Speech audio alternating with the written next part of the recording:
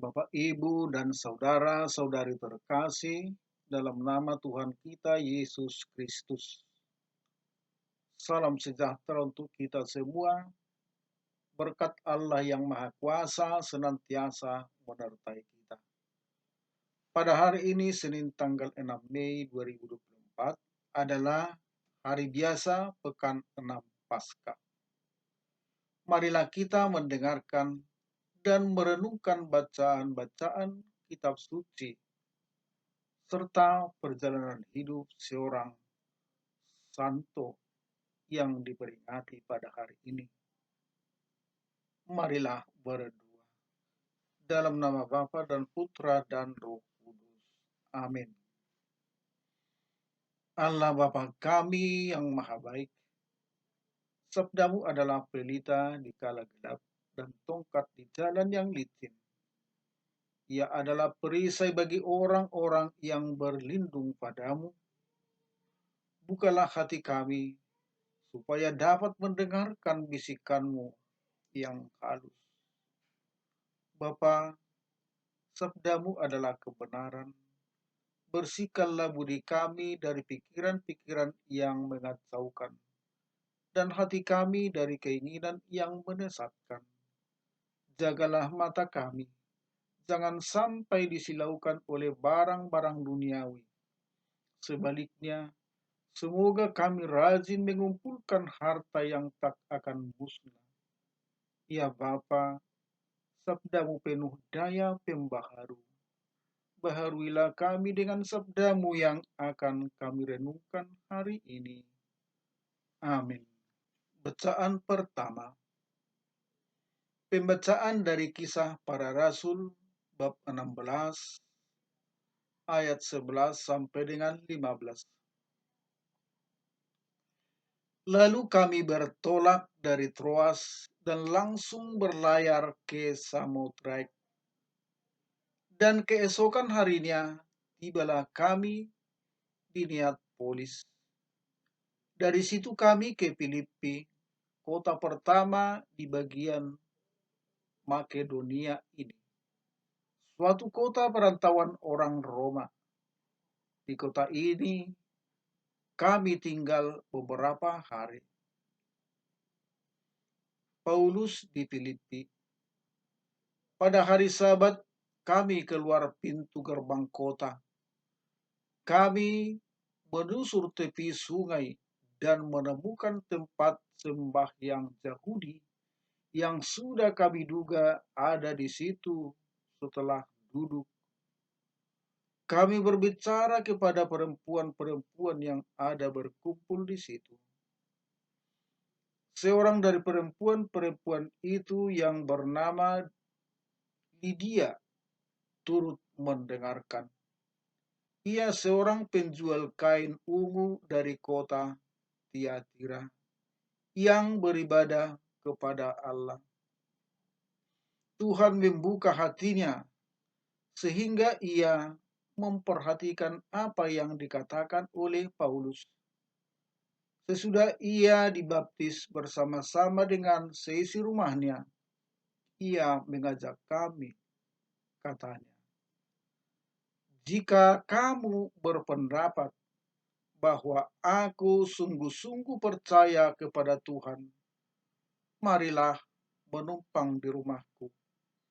Ia mendesak sampai kami menerimanya. Demikianlah sabda Tuhan. Syukur kepada Allah. Inilah Injil suci menurut Yohanes. Dimuliakanlah Tuhan. Bab 15 ayat 26 sampai dengan bab 16 ayat 4a. Jikalau penghibur yang akan kuutus dari Bapa datang, yaitu roh kebenaran yang keluar dari Bapa, ia akan bersaksi tentang aku. Tetapi kamu juga harus bersaksi, karena kamu dari semula bersama-sama dengan aku. Semuanya ini kukatakan kepadamu, supaya kamu jangan kecewa dan menolak aku. Kamu akan dikucilkan, bahkan akan datang saatnya bahwa setiap orang yang membunuh kamu akan menyangka bahwa ia berbuat bakti bagi Allah. Mereka akan berbuat demikian karena mereka tidak mengenal baik Bapa maupun aku. Tetapi semuanya ini kukatakan kepadamu, supaya apabila datang saatnya, kamu ingat bahwa aku telah mengatakannya kepada kamu. Demikianlah Injil Tuhan. Terpujilah Kristus. Saudara-saudari terkasih, hari ini juga kita memperingati Santo Dominikus Sapio, seorang pengaku iman. Dominikus Sapio lahir di Ripa di Chiederi, Italia Utara pada tanggal 2 April 1842. Sejak kecil, dia sudah menunjukkan suatu perhatian dan penghargaan yang tinggi pada doa dan perayaan Misa Kudus. Setelah menerima komuni pertama pada usia 7 tahun, ia menjadi putra altar yang rajin di gereja parokinya. Orang tuanya kagum lebih-lebih akan ucapannya yang terkenal berikut. Lebih baik mati daripada berbuat dosa. Ucapan ini menunjukkan suatu tahap kematangan rohani yang melampaui umurnya yang masih sangat muda.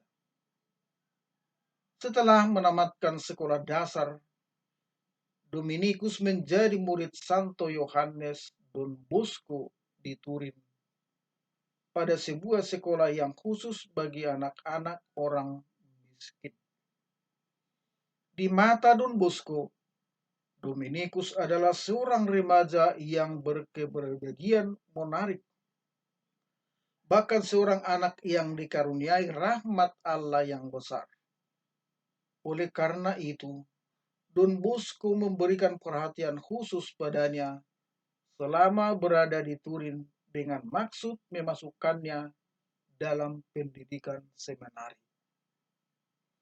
Sementara menjalani pendidikan di Turin, tumbuhlah dalam hatinya suatu kepastian bahwa ia akan menemui ajal dalam masa mudanya.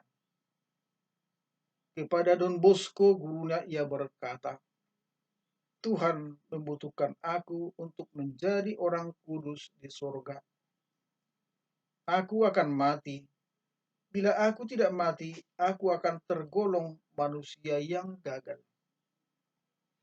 Pada usia 20 tahun, ia mempersembahkan dirinya kepada Bunda Maria dengan suatu perjanjian untuk selalu hidup murni. Kepada Bunda Maria, ia pun meminta agar ia boleh meninggal sebelum ia melanggar janji itu. Permintaan ini didorong oleh rasa takutnya pada kemungkinan jatuh dalam dosa. Untuk menjaga janji kemurniannya, ia senantiasa berdoa dan memohon pengampunan dosa dari pastor Don Bosco. Oleh pengaruh kesalehan Don Bosco, Dominikus dengan tekun mengusahakan keberhasilan dan usaha belajarnya. Di antara kawan-kawannya, ia menjadi seorang rasul yang aktif. Ia membantu memberikan pelajaran agama dan mata pelajaran lain, serta merawat orang-orang sakit.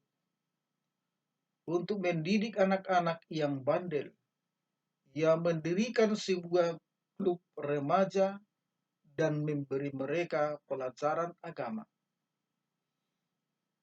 Pada tahun 1856, ia jatuh sakit Dokter yang merawat dia membujuk dia agar pulang saja ke rumah orang tuanya. Akan tetapi dia menolak bujukan itu. Dan pada tanggal 9 Maret 1857, ia menerima sakramen pengurapan orang sakit. Lalu pada pukul 9 malam, pada hari itu juga, ia menghembuskan napasnya yang terakhir. Dan pada tahun 1950, ia dinyatakan beato. Dan pada tahun 1957, dinyatakan sebagai santo. Dominikus Sapio diangkat sebagai pelindung klub-klub remaja. Saudara-saudara yang dikasihani Tuhan,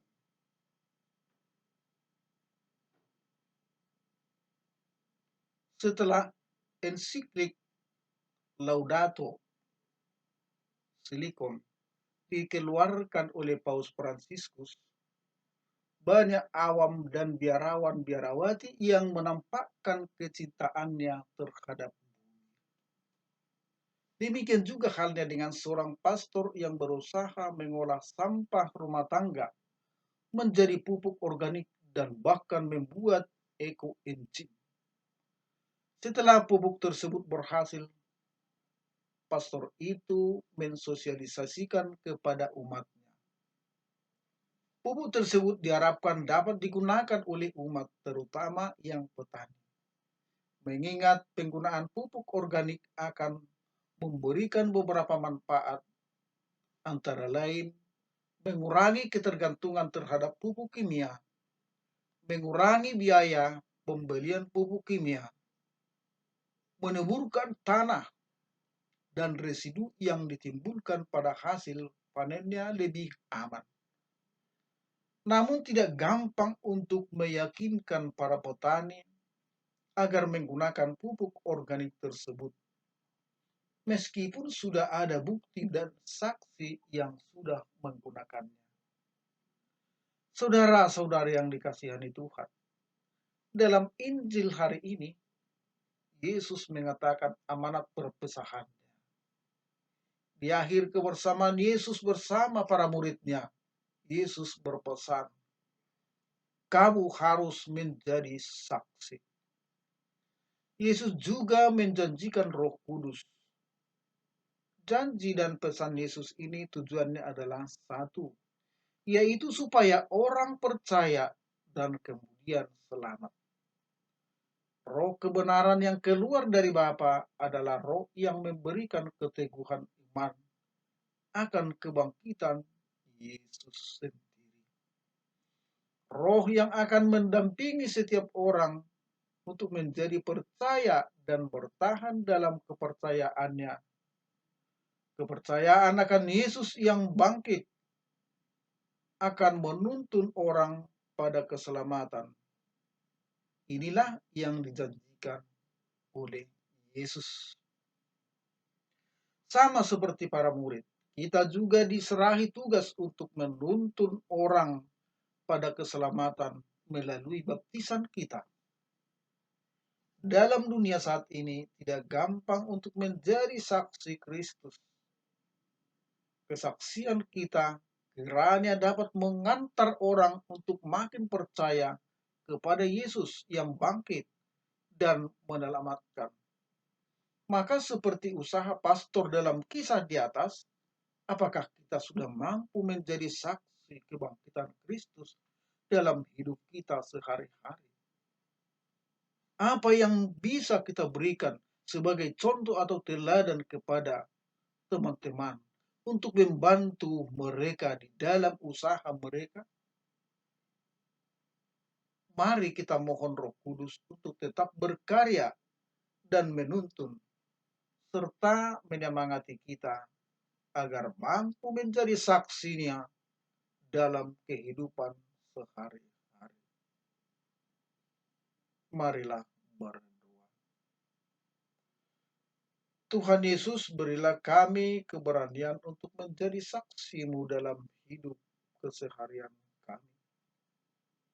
baik di tengah keluarga, komunitas di tempat di mana kami bekerja, maupun dan masyarakat umum. Amin. Demi nama Bapa dan Putra dan Roh Kudus.